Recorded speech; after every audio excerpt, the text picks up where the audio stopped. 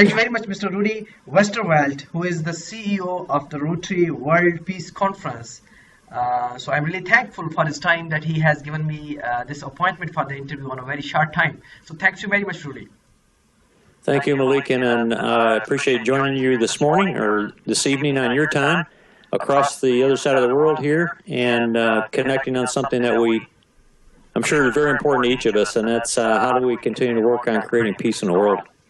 Thank you very much. So let me know, Rudy, how you get an idea this that Rotarian, you should have to be involved the Rotarians in this peace building process, and you have organized an international Rotary Peace Conference in January 2016. Right. So as you know, Rotary has 6 areas of focus that we work on globally.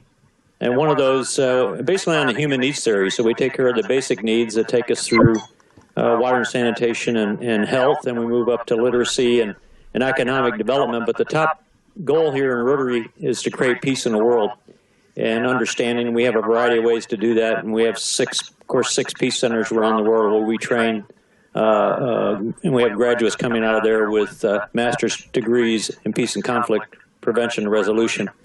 So I had an opportunity since I was district governor in 2015-16.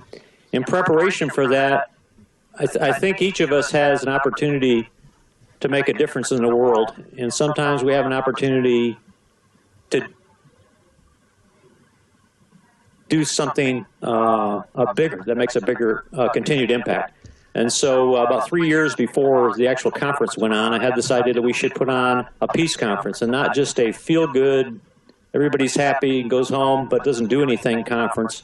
One that has more meaning than that, that can carry on, that we can make some substantial change, because I think as Rotarians, and we know we don't have all the answers, but we are in all sectors of society. So if we bring together those people who are working on projects that ultimately lead to peace, and we can get behind those as Rotarians and non-Rotarians, we can begin to have more leverage and make faster improvements and more substantial and sustained improvements in a variety of areas.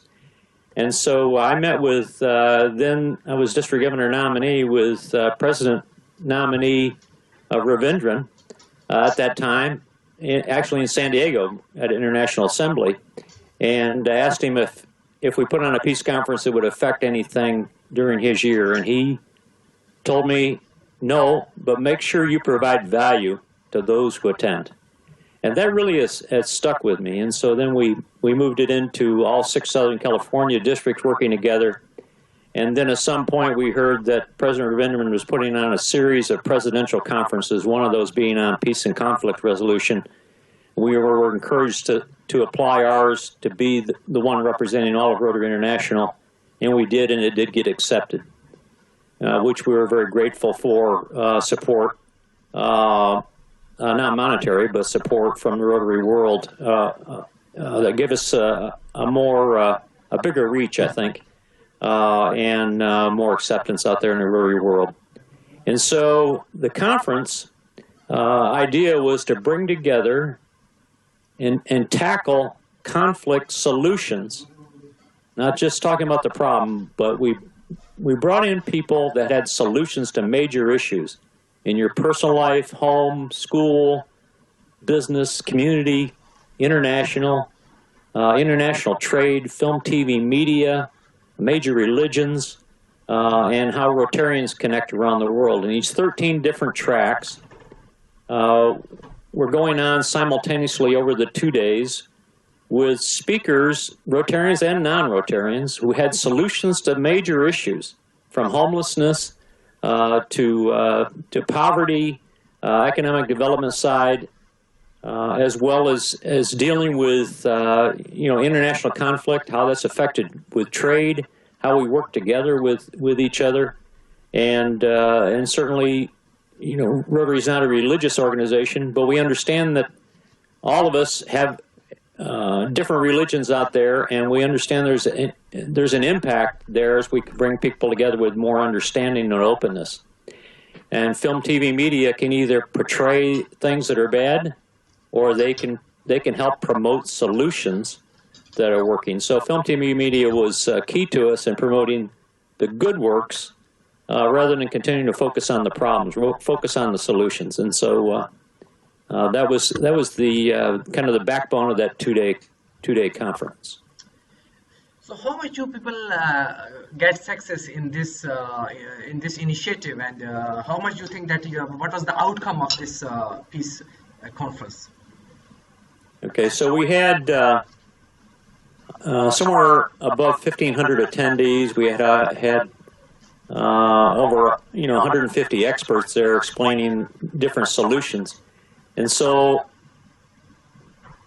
the goal here is, and we're still working on this, is how do we continue to track their progress in each of these areas and get more commitment with these solutions. So we continue to work on tracking our speakers and then working with our different districts to find out what they're doing in these realms, things that they picked up solutions to, and what are they doing.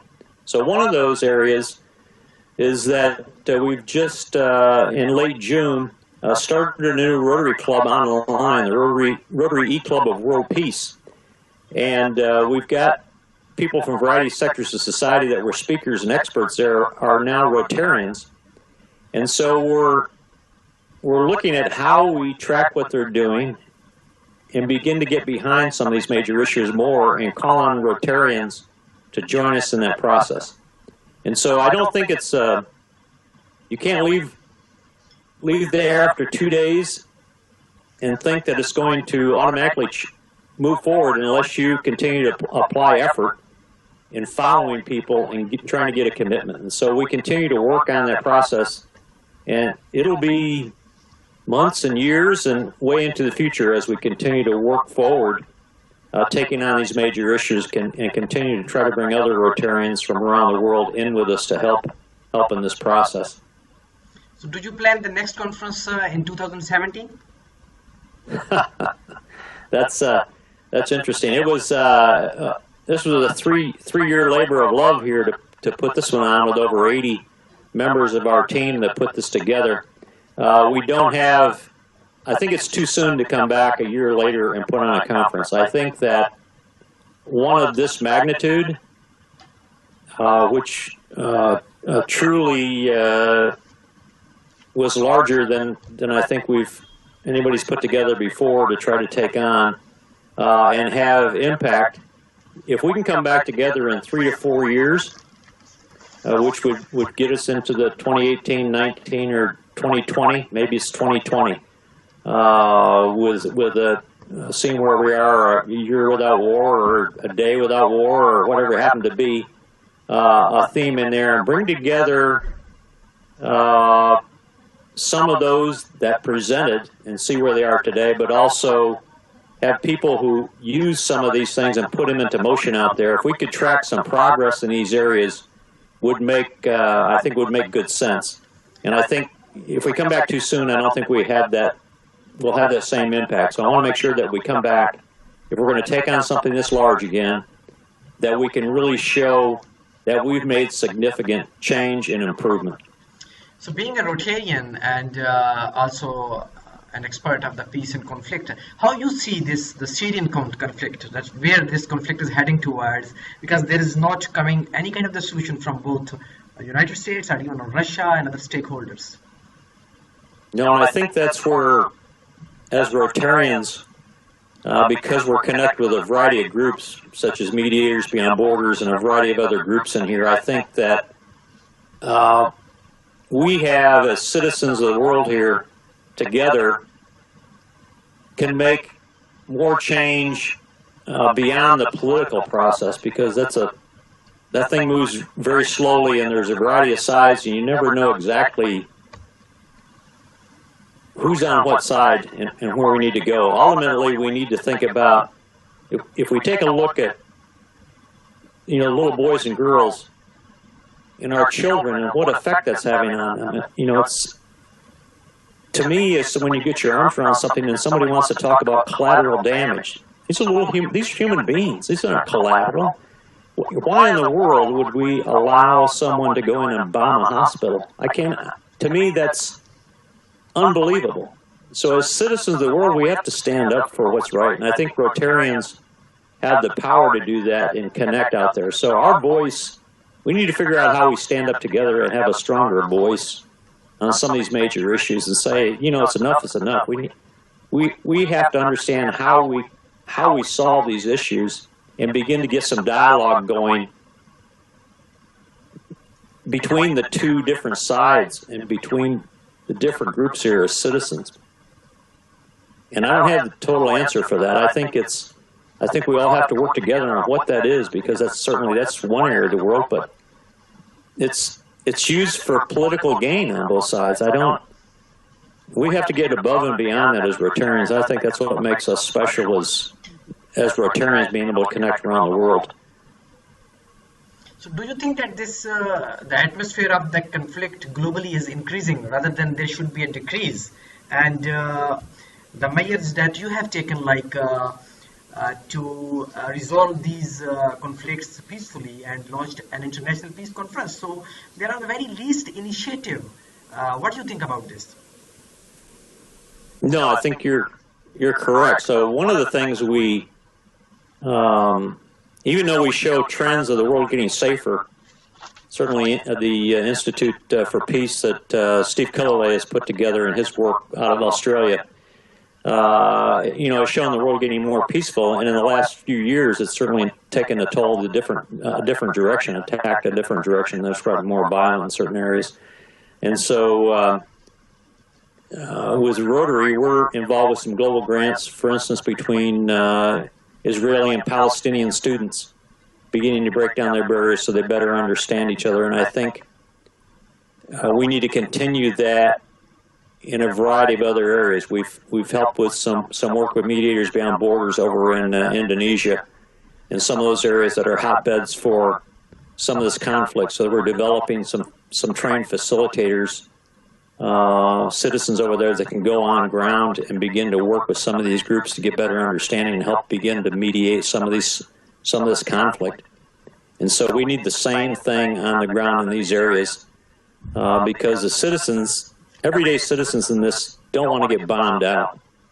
They just want to live their lives peacefully. And somewhere above there's a different political process. So, you know, part of this that I would like more dialogue on is, as refugees leave these countries, it's certainly putting a large, you know, we need to help save these citizens of the world somehow, but at the same time, there's certain countries that ring around some of these areas that are getting overloaded with refugees, and how do we help support them? There's certainly a financial strain in these countries. There's also a variety of cultural differences because we all grew up in different spots of the world. And how do we help them come together and learn how to assimilate better in their communities and begin to become more accepted instead of, there's a huge fear that of incoming people changing our society because there's such great numbers. You know, there's millions of people right now that are displaced because of war. So do you think that the global powers have interest and they don't want really to resolve these conflicts because they have the vested interest, they have the interest of their own lobbies? What do you think? I think there's always another side to it, as you were suggesting there, that there's a certain interest to keep some of these wars going. And we have what is that economic impact for countries and these big machines going out there that are continuing conflicts going, and what would be the impact on the opposite side where we begin to bring them in? There's certainly, you know, and honestly, if you look at the talk around the variety of attacks, terrorist attacks in Europe and certainly over here in the U.S. and other parts of the world, it creates fear among the citizens there that begin put up barriers. So we begin to look at people not as individuals, but all, we're looking to see if the next person is a terrorist. And so creating fear and conflict, and we've got to get past that and move forward. And I think Charles Allen, who's a peace fellow out of Australia, has done some nice work over there. He's actually a peace officer in Australia, and his job, one of his major jobs, is to help assimilate people from different cultures who have become, they were displaced out of their country because of war, and they've come to Australia. Australia's opened their borders up, been fairly open about taking in refugees, and so his role is to help them assimilate into society so that they're accepted and they're accepting.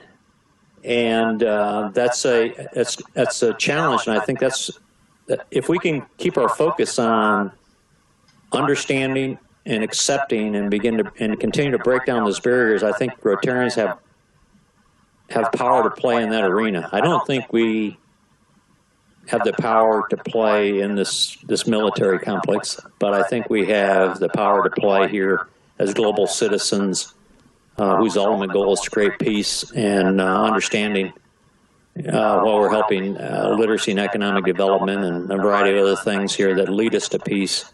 I think together that's where our strength is. If we get off in the political side, which is not where Rotary is, then we lose our ability to keep our minds open and make sure that we're staying on track with where we need to be as global citizens. So how do you think that this self-styled ISIS or Daesh that is responsible for this global conflict and this all threat to the peace into the Middle East and Syria and other regions, and it's spreading all around. So how do you think that they are responsible, and who is behind all this conspiracy? I don't have a good answer for you on that one.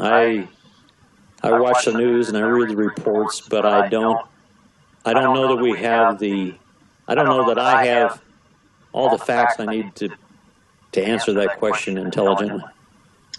And so there are a lot of frozen conflicts and there are some active conflicts, but for the last couple of years we have seen that the frozen conflicts have been active very fastly. So what is the reason that they are going to be very much active, and they are going to be emerging as global or regional conflicts? I'm sorry, could you rephrase that one for me so I understand what you're trying to get me to answer? Yes, there are some frozen conflicts in the world, and there are some very active conflicts, just like the Kashmir and Israel-Palestine issue, and some other, and the Nagorno-Karabakh, and like these issues. But now you think that the other conflicts from the other regions that are also coming into the limelight, and there are more conflicts rather than we can go a few years back. Yeah. So what is the reason behind this? Why this conflict is increasing? I don't know exactly why the reason is. I think there are people out there that enjoy stirring things up and causing conflict and stepping back and watching it go on. For some reason, people like to do that more than creating peace. And maybe it brings more attention. Maybe it puts them on TV. I don't know what all the answers are to that. I only know that behind the scenes, there are tremendous amounts of good work being done. And somehow, we have to be able to bring as much attention to that good work. If on the 6 o'clock news at night over here in the United States, they spent 45 minutes talking about all the people that are working on positive change, and then they had 15 minutes talking about some other things we need to work on because people are causing conflict. And we really truly got together as citizens and said, enough is enough. We're better than this.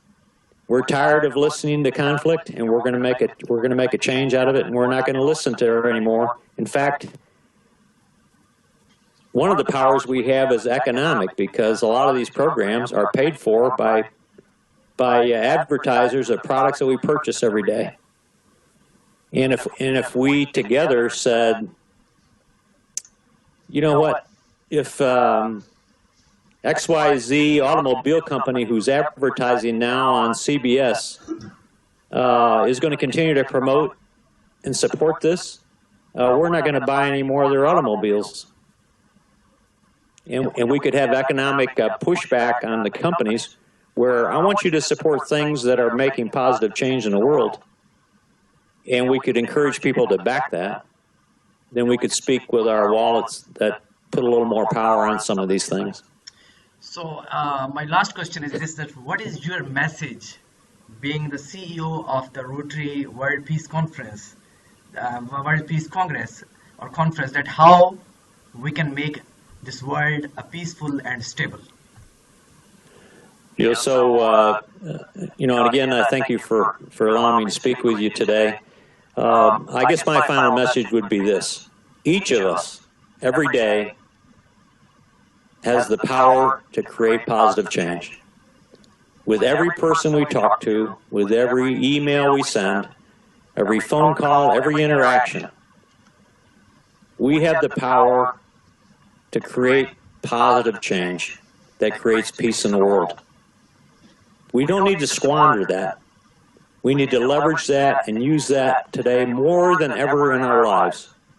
Reach out through our families, through our friends, in our communities, as Rotarians and non-Rotarians connecting across all sectors of society, and show each other that together, reducing conflict, increasing peace, and working together in harmony is good for all of us worldwide. That'll help us create peace in the world, allow our families to live in harmony, and we'll have a beautiful, bright future together. That would be my message. Rotary, thank you very much, Rudy Westervelt. I am so kind of you for this time and for this interview. Thank you very much. Enjoyed talking with you.